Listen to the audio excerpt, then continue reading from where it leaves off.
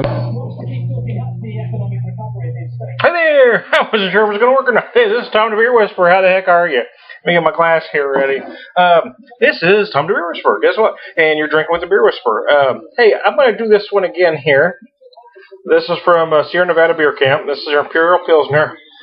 5735 are the numbers on it. And here's why I'm doing it again, actually. I was actually out of town when I did it the first time, and where I did it at didn't have very good internet, and the video came out very choppy, so I thought I'd give it another shot here. So let me pour it in my nice Microfest, St. Louis Microfest Pilsner glass, and we'll talk about it. Oops, I didn't pour that very good. Here we go.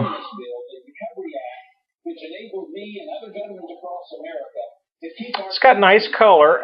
Here's the thing. I want to tell you something about this. Imperial. The word Imperial, what does that mean? Well, traditionally it came out for the Russian Imperial Stout, but now it's become a craft beer term for anything bigger. Some will say double, some will say Imperial for anything bigger than the traditional style. Well, and here's the problem: the traditional style for a Pilsner is actually between 4 and 5%. It's become acceptable anywhere between 5 and 6, and this one at 5.7. Really falls within that guidelines for me and for most craft beer nerds. The complaint I've heard about this beer is that it's not an Imperial. I think even being a Pilsner, you got to jump to at least 6.5, but I'd say at least 7. But look at that. Here's the thing. This has great color. It's got a nice head.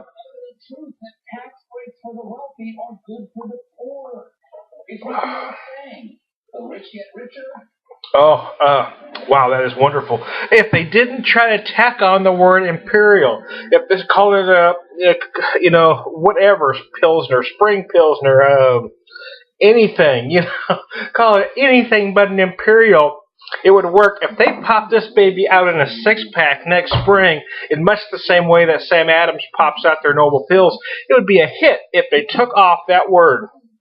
If it was just called a Pilsner, because this thing is wonderful. It is without a doubt one of the top 5 Pilsners on the market. Well, it would be one of the top 5 if it were actually on the market. I guarantee you, man. I'm telling you, it would be that good. It would rival anybody's Pilsner out there. It's got a nice light body.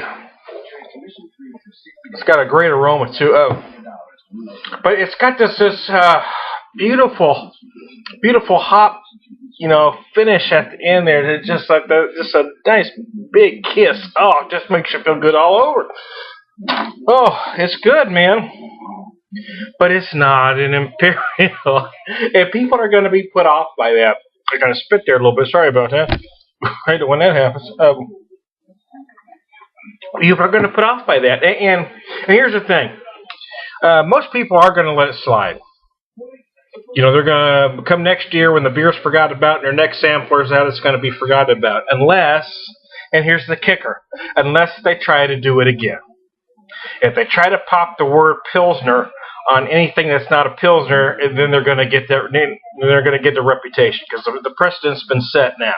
If they don't do it again, it's going to get forgotten about. No one's ever going to remember. If they don't brew this beer again, everybody's going to forget. But if they do it again,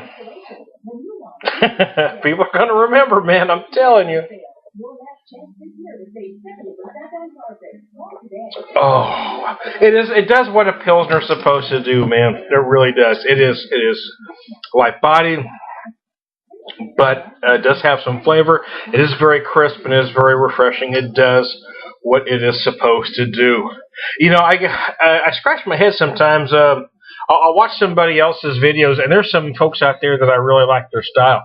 But then there's some others out there, and I'm not going to mention names. But my issue is not that they don't know what they're doing, because in most cases they do, and they're really good at what they do. They're probably more detail-oriented than I am, because I don't really do reviews. I more talk about the beer. But what a lot of folks do wrong is that they compare beer as if it was all one big. They'll take a beer like this and just compare it as a beer and not within the style. And that just seems bizarre to me. I mean, you have to compare this to Pilsners, nothing more. You can't say, well, it doesn't taste, I'd rather have a pale ale, because if you can't do that, it's not that beer. I got to tell you, the flavor on this is wonderful. And here's, to me, it's like it's like putting the best light heavyweight in the world, or the best lightweight in the world, up against a heavyweight. If that's all you knew about that that lightweight, if you put this little guy in a ring with the big heavyweight and he gets knocked down in the first round, you can say, well, that guy wasn't any good. But if you watch him fight other lightweights, I mean, it's that same comparison to me. You can't compare this to something else. Especially these lighter styles, they are what they are. They're designed to be a specific way. If you don't like the style, if you don't like light American lagers, if you don't like Pilsners, don't drink them. But don't compare them. Don't try to do reviews on them like you're giving an unbiased review.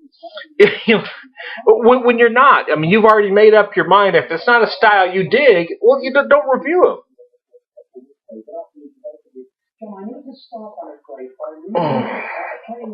Wow, because you do get these. The hop notes are just phenomenal on this thing. I can't even tell you.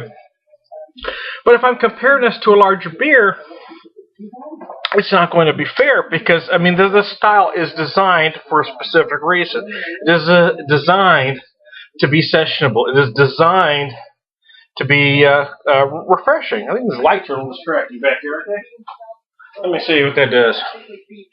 Oh, yeah, lighting issues. Anyway, I digress. Here's the bottom line. Bottom line, this is a damn fine beer. Oh, and I doubt if anybody from Sierra Nevada is watching me. But if they are, put this out in a 6-pack, because I love it. Drop it out next spring, because it'll sell like hotcakes. But call it a Pilsner, because it is not Imperial anything. Just call it whatever. If you want to put a cute name, I call it whatever Pilsner. Or just drop Pilsner on like all your other beers. Just say stout. It'll sell, man. Because I mean, this as a lightweight, this is a contender. I mean, it is. It could very well be a champ. It's that good. But you can't drop it up against heavyweights, man. And when you're calling it a Pilsner, that's exactly what you're doing. You're unfairly putting it in a category it doesn't belong in. Whew, how'd you like that? I don't get fired up too much, but every once in a while, I like to keep these light for the most part. This is an incredibly enjoyable beer, though, man. I got to tell you. I think I got a burp here. Hold on a second. Oh, got a little bloated there. There we go. There we go. That's better.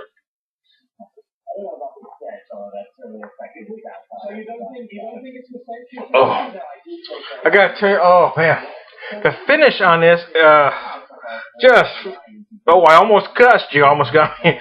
Just really knocks me out, man. It's just beautiful.